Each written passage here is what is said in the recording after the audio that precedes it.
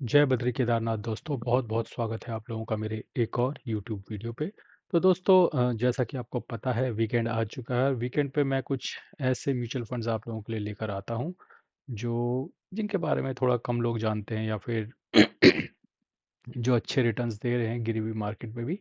तो इससे पहले कि मैं इस वीडियो को शुरू करूं, मैं आपकी जानकारी के लिए बता दूं कि मैं सेबी और एमफी रजिस्टर्ड फाइनेंशियल एडवाइज़र नहीं हूं। अपने फाइनेंशियल एडवाइज़र की सलाह से और अपनी बुद्धि के इस्तेमाल से ही किसी भी फंड में निवेश करें। देखिए, मैं किस तरीके के फंड्स में निवेश करता हूं, क्योंकि काफ़ी लोग कमेंट सेक्शन में बोल रहे हैं कि भैया आप इस तरीके के फंड नहीं लेते हो, तो फिर आप इस तरीके के फंड का रिव्यू क्यों कर रहे हो। देखो, दुनिया में हर तरह के लोग हैं, ठीक है। हम नहीं करते इसका मतलब ये नहीं है कोई नहीं करता, और अगर हम नहीं करते उस फंड इस तरह के फंड में निवेश, तो इसका मतलब ये नहीं है कि मैं उस तरह के फंड्स का रिव्यू नहीं कर सकता। मैं रिव्यू हर तरीके के फंड करूंगा, गोल्ड भी करूंगा, सिल्वर भी करूंगा, थीमेटिक भी करूंगा, सेक्टोरल भी करूंगा, लार्ज कैप भी करूंगा, मिड कैप भी करूंगा, मल्टी कैप भी करूंगा। इसका मतलब ये नहीं है कि मैं हर इन्वेस्टमेंट में, हर तरह के म्यूचुअल फंड में निवेश करता हूँ।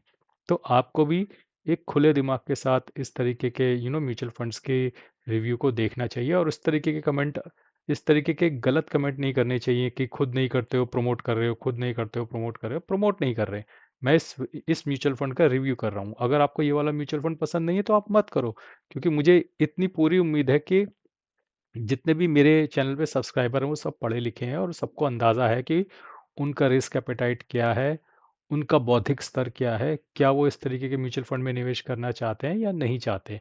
तो इसको ओपनली लिया करो, नेगेटिवली मत लिया करो कि भैया इस तरीके का म्यूचुअल फंड आप क्यों रिव्यू कर रहे हो जब आपके पोर्टफोलियो में नहीं है।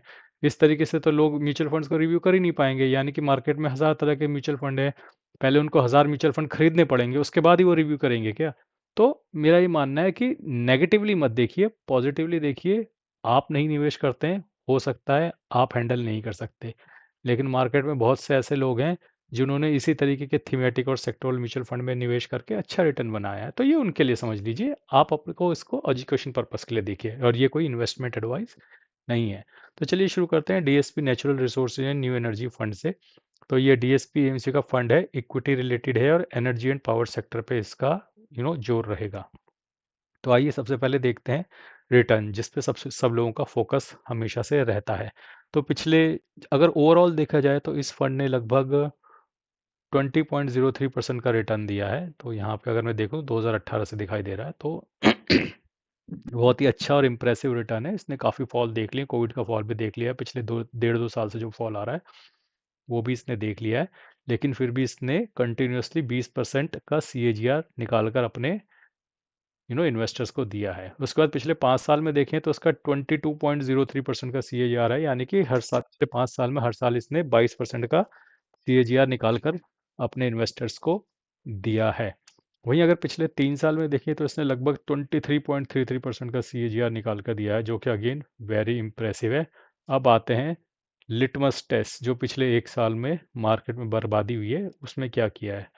तो मार्केट में हो रही थी बर्बादी, लेकिन DSP natural resource and energy fund दे रहा था छप्पड़ फाड़ रिटर्न। इसने दिया है 29.74% का CAGR निकाल के दिया है पिछले 1 साल में। तो आइए देखते हैं कि पिछले 6 महीने में इसने कितना रिटर्न दिया है। तो पिछले 6 महीने में इसने लगभग 21.72% का रिटर्न दिया, और पिछले 3 महीने में 11.79%। यानी कि हर पैरामीटर में, चाहे वो ओवरऑल हो, 5 साल का हो, 3 साल का हो, 1 साल का हो, 6 महीने का हो, 3 महीने का हो, डल पीरियड दिख ही नहीं रहा है इस म्यूचुअल फंड में, विच इज़ वेरी सरप्राइजिंग कि कंटिन्यूसली और कंसिस्टेंटली रिटर्न देता ही जा रहा है। तो आगे देखते हैं, इसकी करंट NAV 106 रुपये की है, which is decent. Expense ratio 2% है, which is on a higher side, ये इसका नेगेटिव है। मिनिमम SIP 100 रुपये की है, और फंड साइज 1573 करोड़ का है, जो कि थोड़ा सा लोअर साइड पे है। मिनिमम इन्वेस्टमेंट अमाउंट 100 रुपये की है। एग्जिट लोड नील है, ये इसका पॉजिटिव साइड है। तो एग्जिट लोड इसका पॉजिटिव साइड है कि हमेशा नील है, चाहे आज खरीदो कल बेचो, तो एग्जिट लोड इसका नील है। एक्सपेंस रेशियो हायर साइड है, ये इसका नेगेटिव है। ये एग्जिट लोड इसका पॉजिटिव है, एक्सपेंस रेशियो इसका नेगेटिव है। फंड साइड इसका ठीक ठीक है। तो इस तरीके के फंड्स में बहुत ज़्यादा फंड साइज होता नहीं है, लेकिन 1573 कंसिडरिंग ठीक ठीक ही है। अब दोस्तों, मार्केट में इन्वेस्टमेंट प्लेटफॉर्म तो कई हैं, लेकिन क्या आप ऐसे प्लेटफॉर्म को चूज़ कर रहे हो जो आपको बेस्ट फीचर्स प्रोवाइड कर रहा है। इसलिए आज मैं आपको एक ऐसे प्लेटफॉर्म के बारे में बताऊंगा जहां लाखों इन्वेस्टर्स 20 साल से ट्रस्ट कर रहे हैं तो मेक बेटर इन्वेस्टमेंट डिसीजन। इस प्लेटफॉर्म का नाम है rupees. Rupees 100% AMFI and SEBI compliant है। रुपीजी में ऐसे इजी टूल्स हैं जो low risk and high return वाले म्यूचुअल फंड में हज़ारों के भीड़ में से भी आपको बहुत सी आसानी से ढूंढ सकते हैं। बस इतना ही नहीं, यहाँ आप डिफरेंट फंड्स में ओवरलैप, न्यू इन्वेस्टमेंट से आपके पोर्टफोलियो पर इम्पैक्ट जैसे हाईली यूजफुल इंसाइट भी इजीली देख सकते हैं। अब आपको किसी फाइनेंशियल गुरु की ज़रूरत नहीं है। अकाउंट ओपनिंग चार्जेस और एएमसी चार्जेस टोटली फ्री हैं। तो देर किस बात की, नीचे दिए गए लिंक से आज ही अपना अकाउंट रुपीजी पर खोलें। Rupeezy make it easy to invest like a pro. तो आगे चलते हैं अपने मुद्दे की बात पे। अगर आपने 3 साल पहले इसमें 10,000 रुपये की एसआईपी की होती तो आज वो पैसा आपका बन गया होता 5,24,376 रुपये, और आपने टोटल इन्वेस्टमेंट की होती 3,60,000 रुपये। वहीं अगर मैं इसको थोड़ा और बढ़ा दूं, लाख रुपए तक कर दूं लमसम, तो मोटा मोटा आपको पता लग जाएगा। तो इसको पकड़ना बड़ा मुश्किल है। तो मोटा मोटा लाख रुपए की आपके ऐसा लमसम हो गया 3 साल पहले। तो आज वो लगभग 5,21,000 रुपये बन गया होता। तो इसको मैंने लमसम पे नहीं किया था, ये मुझसे गड़बड़ हो गई, तो माफ़ी चाहूँगा उसके लिए मैं। तो मैंने इसको कर दिया है लमसम। अगर 1.25 लाख आपने डाला होता 3 साल पहले तो आज वो बन गया होता 2,33,534 रुपया। 23.33% का CAGR आपको मिल गया होता इसमें। तो अच्छा रिटर्न दिया है इसने पिछले कुछ समय में। तो आप डेफिनेटली अगर इस तरीके की वॉलेटिलिटी और इस तरीके के सेक्टोरल म्यूचुअल फंड को मैनेज कर सकते हैं तो बिल्कुल आप इसमें निवेश करने का बारे में सोच सकते हैं। लेकिन इसको इन्वेस्टमेंट एडवाइस ना समझा जाए, अपने फाइनेंशियल एडवाइज़र और अपने बुद्धि के अनुसार ही किसी भी फंड में निवेश करें। होल्डिंग पैटर्न देखना बहुत ज़रूरी है।